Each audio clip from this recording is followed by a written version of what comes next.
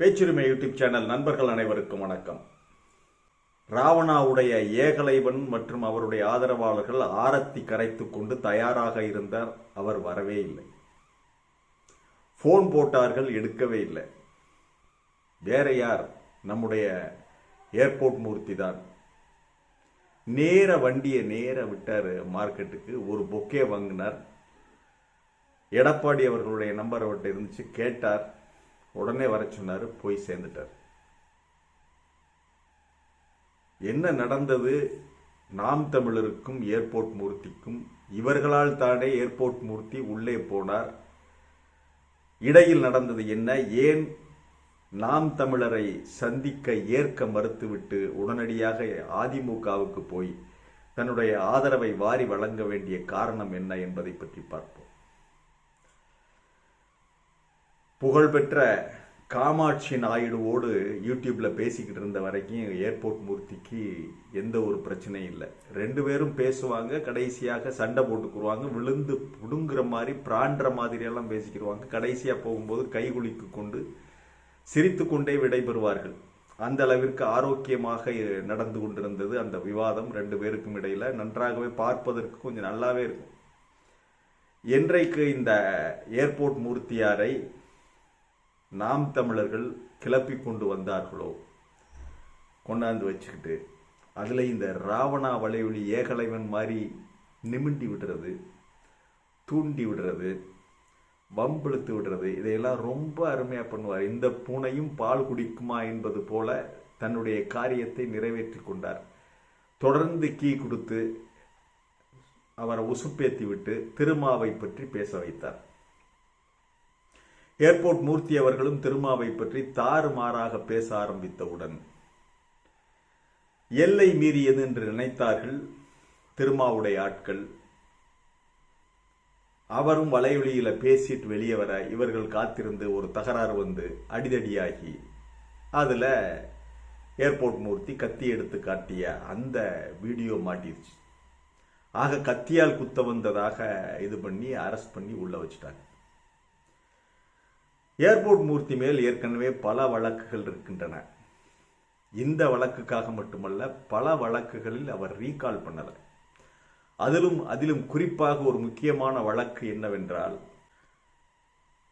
மறைந்த மா நடராசன், சசிகலா நடராசன் அவர்களுக்கு அடியாள் வேலை பார்த்து கொண்டிருந்தார் என்பதுதான் அப்பட்டமான உண்மை. திரு ஏர்போர்ட் மூர்த்தியார் அவர்கள் மா நடராசன் அவர்களுக்கும் சிகான் ஹுசைனி, ஹை ப்ரொஃபைலுடைய சிகான் ஹுசைனி இருந்தார்ல, சமீபத்தில் இறந்துட்டார் அவர் பிளட் கேன்சர்னால. அந்த சிகான் ஹுசைனிக்கும் இவருக்கும் ஒரு தகராறு வந்து வீடு பூந்து அடித்ததில் அது ஒரு ரைட் பண்ணது மூர்த்தி தான். மூர்த்தி தலைமையிலே தான் சிலர் சென்று சிகான் ஹுசைனியை அடித்து துவைத்து போட்டுவிட்டு வந்தார்கள். அது ஒரு மிகப்பெரிய கேஸ் ஆச்சு. அந்த வழக்கில் முதல் அக்யூஸ்டு இவர் மூர்த்தியார், ஏர்போர்ட் மூர்த்தி. அவருக்காக தான் இவர் பண்ணார். ஆகவே அதிமுகவோடு அவருக்கு நெருக்கமான தொடர்பு, அதிமுகவினரோடு நெருக்கமான தொடர்பு. கடைசி வரை மா நடராசன் அவர்கள் காலமாகிற வரை அவருக்கு மிக மிக உற்ற நண்பராக, நெருக்கமானவராக, அவருடைய தம்பியாக இருந்தார், அவருடைய மெய்காப்பாளராக இருந்தார் திரு மூர்த்தி அவர்கள். அதுல நம்ம குறை சொல்ல முடியாது. அண்ணன் நடராஜன் அவர்களை பாதுகாப்பாக வைத்திருப்பதில் அவர் ஏர்போர்ட் மூர்த்தியார் இருந்தார். அவருக்கு ரொம்ப ஹெல்ப் பண்ணியிருக்காரு. மா நடராசன் என்ன சொன்னாலும் செய்வார். அதில் எல்லை மீறி போய் அவரை அடித்தது ஒரு வழக்காகி விட்டது. அந்த வேலையை செஞ்சிருக்க கூடாது ஏர்போர்ட் மூர்த்தி. இருந்தாலும் அது மிகப்பெரிய கேஸ். ரத்த காயம் ஏற்பட்டது அவருக்கு, சிகான் ஹுசைனிக்கு. அதன் பிறகு அவர் பிளட் கேன்சரில் பாதிக்கப்பட்டு இறந்துட்டாருன்னு வச்சுக்கோங்க. அந்த வழக்கு இன்னும் நடந்து கொண்டிருக்கிறது. அது இன்னும் தீர்ப்பாகவில்லை. இப்படி பல்வேறு வழக்குகள் அவர் மேல் இருக்கின்றன. அதெல்லாம் எதையுமே ரீகால் பண்ணல, வாரண்ட்ல இருக்கு. அதுல எல்லாம் பிடிச்சி வச்சுட்டாங்க. ஆக இந்த மாதிரி பல வழக்குகளும் இருந்ததனால் அவர் மேல் குண்டாஸ் போடப்பட்டது. சரி, குண்டாஸ் போட்டாங்கல்ல, யாருக்காக பேசினார்? ராவணா வலையொலி, அதுக்காக தானே பேசினார். சீமானை தூக்கி வைத்து பேசினாரா இல்லையா? சீமானுக்கு வாழ்த்து சொன்னாரா இல்லையா? சீமானை பாராட்டி புகழ்ந்து பேசிக் கொண்டிருந்தாரா இல்லையா ஏர்போர்ட் மூர்த்தி?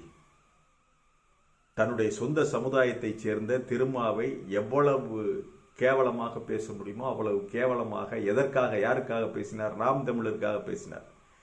ராவணா வலையொலியில் தான் அதிகமாக பேசினார். ஒரு பிரச்சனை வந்தா வர இங்க இந்த இந்த இந்த இன்சிடென்ட்ல தான் இதற்கு காரணமே ராவணா வலையொலி ஏகலைவன் தான். அங்க பேசிட்டு போகும்போது தான் அந்த தகராறு வந்தது. அதன் பிறகு உள்ள போனார்ல, அவரை வெளியே எடுக்கிறதுக்கு என்னென்ன வேலை செஞ்சாங்க? அவங்க எதுவுமே செய்யல. ஒரு ஆர்ப்பாட்டம் நடத்தல, ஒரு போராட்டம் நடத்தல, எதுவுமே செய்யல. எனக்குன்னு அப்படியே விட்டுட்டாங்க. திரு ஏர்போர்ட் மூர்த்தி அவர்களை வெளியே கொண்டு வருவதற்கான எந்த ஒரு வேலையையும் எஃபர்ட்டையும் இவங்க பண்ணவே இல்லை. ஆக ஏர்போர்ட் மூர்த்திக்கு கொஞ்சம் கொஞ்சமாக உண்மை தெரிகிறது. எப்படி என்றால், இவர்கள் வேலைக்காக மாட்டார்கள், பேசுவார்கள், கத்துவார்கள், பேசுவார்கள், கூப்பாடு போடுவார்கள். நான் அதை பிடுங்கி பிடுவேன், இதை பிடுங்கி பிடுவேன்னு சொல்லுவாங்க. இவர்களால் எதையும் செய்ய முடியாது. அதை செய்யக்கூடியவர்கள் அதிமுக மற்றும் திமுகவினர், மற்ற கம்யூனிஸ்ட் இயக்கங்கள். கம்யூனிஸ்ட் இயக்கங்கள் நின்று பிடிப்பாங்க. அவங்கள்ட்ட காசு இல்லாட்டினாலும் வக்கீல்கள் இருக்காங்க, நின்று பிடிப்பார்கள். கூளை குடிச்சுக்கிட்டு கூட, கஞ்சியை குடிச்சுட்டு கூட கம்யூனிஸ்டுகள் களத்தில் நிற்பார்கள். இவர்களுக்கு அந்த இதெல்லாம் கிடையாது. நல்லா சம்பாதிக்க வேண்டியது, நல்லா சௌகரியமாக வாழ வேண்டியது. களத்திற்கு வரமாட்டார்கள், பேசுவார்கள். அதற்காக நிறைய அந்த வலையொலிகளை வைத்திருக்கிறார்கள் யூடியூப்ல. இதுல நம்மளை பயன்படுத்திக்கிட்டாங்கிற உண்மை கொஞ்சம் கொஞ்சமாக தெரியவிருக்கிறது ஏர்போர்ட் மூர்த்திக்கு. அதன் பிறகு நிலைமையை பார்க்கிறார் ஏர்போர்ட் மூர்த்தி. எப்படி மாறி இருக்கிறது என்ற நிலையை சிறைச்சாலைக்குள்ளே இருந்து கொண்டே அவர் கேதர் பண்றார். இப்பொழுது திமுகவுக்கும் நாம் தமிழருக்கும் இடையில் ஒரு கள்ள உறவு இருப்பதாக சந்தேகப்படுகிறார் ஏர்போர்ட் மூர்த்தி அவர்கள். இதற்காக பெரும் தொகை பரிமாறப்பட்டதாக, பெரும் தொகை அவருக்கு கைமாறியதாக ஏர்போர்ட் மூர்த்திக்கு நம்பகமான தகவல்கள் வருகின்றன. ஏன்னா ஏர்போர்ட் மூர்த்தி சாதாரண ஆள் அல்ல. டாப்ல உள்ள விஷயங்கள் பூரா அவருக்கு தெரிவிப்பதற்கு ஆட்கள் இருக்கிறாங்க. அதிமுகவில் அத்தனை பேரோடும் அவருக்கு நல்ல பழக்கம். மறைந்த மாண்புமிகு முன்னாள் முதல்வர் ஜெயலலிதா அவர்கள், சசிகலா அவர்கள், டிடிவி தினகரன் அவர்கள் மற்றும் இந்த மேல்மட்ட ரேஞ்சில் உள்ளவங்களுடைய எல்லா தொடர்பும் அவருக்கு இருக்கு. கம்யூனிகேஷன் அதெல்லாம் நல்லா இருக்குது அவருக்கு. ஆக இப்பொழுது இப்படித்தான் நாம் தமிழரை பற்றி தெரிந்து கொள்கிறார். இவர் எவ்வளவு வாங்கி இருக்கிறார்கள் நாம் தமிழர் திமுகவுக்கு அனுசரணையாக. ஏன்னா அவங்களுக்கு ஒரே டார்கெட், விஜயை வீழ்த்த வேண்டும். விஜயை வீழ்த்துவதற்காக நாம் தமிழர் மறைமுகமாக திமுகவோடு கைகோர்த்து விட்டதாக நம்பகமான தகவல்கள் ஏர்போர்ட் மூர்த்தி அவர்களுக்கு சொல்லப்படுகிறது. அதன் பிறகுதான் அவர் கோபத்தின் எல்லைக்கு சென்று விடுகிறார் ஏர்போர்ட் மூர்த்தி. இவர்களை நம்பி இறங்குவது மண் குதிரையை நம்பி ஆற்றில் இறங்குவதற்கு சமம் என்று அவர் தெரிந்து கொள்கிறார். அதன் பிறகு ஏர்போர்ட் மூர்த்தி வெளியே வந்த உடனே ஒரு உறுதியான முடிவை, துணிச்சலான முடிவை எடுக்கிறார். இனி நமக்கு ஒரே வழி அதிமுக. ஏன்னா திமுகவுடைய நேர் எதிரி அதிமுக. அவங்கள்ட்ட போனா நாம் அரசியல் ரீதியாக கொஞ்சம் சேஃபா இருக்கலாம். ஏற்கனவே பழகிய இடம். இனிமேலும் இங்கே போனா நம்மளை வச்சு யூடியூப்ல கண்டபடி தாறுமாறாக பேசுவாங்க. நம்மளும் உணர்ச்சி வசப்பட்டு ஏதாவது பேசுவோம். மீண்டும் ஒரு வழக்கில் சிக்க வைக்கிற அளவில் அவர்கள் தூண்டி விடுவார்கள், தூண்டி பேசுவார்கள் என்று அவர் தெரிந்து கொண்டார். நேர வண்டியை அதிமுக தலைமை அலுவலகத்துக்கு விட்டுட்டார். மிகவும் நப்பாசையோடு ஆசையோடு காத்திருந்தன நாம் தமிழர் தம்பிகளுடைய யூடியூப்கள். குறிப்பாக ராவணா வலையொலி மிக ஆர்வமாக காத்திருந்தார். அவர்களுடைய நினைப்பில், எண்ணத்தில், ஆசையில் மண்ணை போடும் விதமாக ஏர்போர்ட் மூர்த்தி அவர்கள் அதிமுகவுக்கு போயிட்டார். ஏற்கனவே நாம் தமிழர் பற்றி நல்ல அபிப்பிராயம் வந்துருச்சு அதிமுகவுக்கு.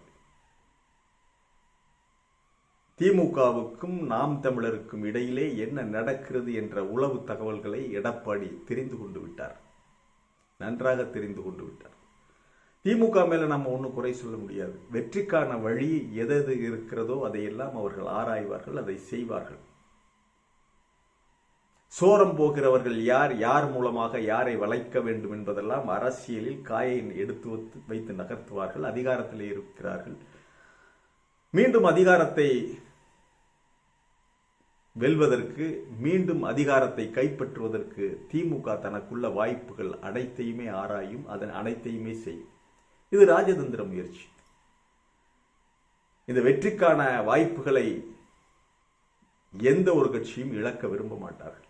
ஆகவே அதற்கான தந்திரங்களை, அதற்கான காய் நகர்த்துகளை செய்வார்கள். யாருக்கு என்ன யோக்கியதை, யாருக்கு என்ன ரேட் என்று அவர்களுக்கு நன்றாக தெரியும். யார் புரோக்கர், யார் மூலமாக அணுகலாம் என்று, யார் கொள்கை குன்றுகள், யார் வளையாதவர்கள், யாரை வளைக்க முடியாது, முறிந்துவிடும் அவர்களை வளைத்தால், உறுதியாக நிற்பவர்கள், வளைந்து கொடுப்பவர்கள், கல்லா கட்டுபவர்கள் என்பதை பற்றியெல்லாம் நன்றாக தெரிந்த இயக்கம் திராவிட முன்னேற்ற கழக இயக்கமும் இதற்கு முன்பு ஆளுங்கட்சியாக இருந்த அஇஅதிமுக. ஆகவே இது ஒரு மிகப்பெரிய வேலை அல்ல. நாம் சொல்லுகின்றபடி, சுட்டி காட்டுகின்றபடி RSS மிகப்பெரிய பண உதவியை செய்து கொண்டிருக்கிறது. கடந்த காணொளியில் சொன்னோம், பிராமண வேட்பாளர்களுக்கு அவர்கள் அள்ளி கொடுத்திருப்பார்கள். அள்ளி கொடுக்கிற கைகள் தான். நிச்சயமாக இந்த விஷயத்தில் நாம் தமிழருடைய யோக்கியதையை உரசி பார்த்து விட்டார் திரு ஏர்போர்ட் மூர்த்தி. இனிமேலும் இவர்களை நம்பி ஆபத்தான விளையாட்டில் இறங்க வேண்டாம். எக்கு தப்பாக பேசி மீண்டும் ஜெயிலுக்கு போக அவர் தயாராக இல்லை. ஏன்னா இவங்க அனுப்பிடுவாங்க. இவங்களுக்கு வியூஸ் வேணும், அதிகமான வியூஸ் வேணும்னு டாலர் கிடைக்கணும், அவ்வளவுதான். கட்சி அதெல்லாம் கிடையாது. ஏர்போர்ட் மூர்த்தியை வைத்து எப்படியாவது வியூஸ்களை அதிகமாக்குறது தொழிலாகவே செய்து கொண்டிருக்கிறார்கள். யூடியூபை நாம் தமிழர் கட்சி என்ற பேனரில் இருந்து கொண்டு தொழிலாக செய்கிறார்கள். மீண்டும் வளைக்க பார்த்தார்கள் ஏர்போர்ட் மூர்த்தியை. ஏர்போர்ட் மூர்த்தி சரியாக தெரிந்து கொண்டு ஓங்கி அரைகின்ற விதமாக அரைந்து விட்டு நேர போயிட்டார் ஏடிஎம்கே. இனி அதிமுகவில் இருந்து கொண்டு, அதிமுக கூட்டணியில் இருந்து கொண்டு அவர் கண்டபடியெல்லாம் பேச முடியாது. அவங்க கூப்பிட்டு சொல்லிடுவாங்க, இல்லை நாகரிகமாக பேசுங்க அப்படின்னு சொல்லி எடப்பாடி சொல்லிடுவார். பொறுத்திருங்க, உங்களுக்கான வாய்ப்பு இருக்கு அப்படின்னு சொல்லி அவர் சொல்லுவார். இவருக்கான பாதுகாப்புக்காகவும் அவர் சென்றிருக்கலாம் திரு ஏர்போர்ட் மூர்த்தி அவர்கள். எப்படியோ கடைசியாக இந்த நாம் தமிழரை பற்றி நன்றாக தெரிந்து கொண்டார். இளவு காத்த கிளியாக ராவணா வலையொலி உள்ளிட்ட, லைன்ஸ் மீடியா உள்ளிட்ட அவர்களுடைய ப்ரொஃபஷனல் யூடியூப்கள் ஏமாந்ததுதான் மிச்சம். இப்பொழுதாவது ஏர்போர்ட் மூர்த்தி உண்மையை தெரிந்து கொண்டு ஒதுங்கியதற்கு வாழ்த்துக்கள். மீண்டும் ஒரு காணொளியிலே சந்திக்கிறேன். இது வாய்ஸ் ஆஃப் தமிழ் வழங்கும் பேச்சுரிமை சேனல் சப்ஸ்கிரைப் பண்ணுங்க, மறக்காம பெல் பட்டனை அழுத்துங்கள், கமெண்ட் செய்யுங்கள், ஷேர் செய்யுங்கள், பிடித்திருந்தால் லைக் செய்யுங்கள். நன்றி, வணக்கம்.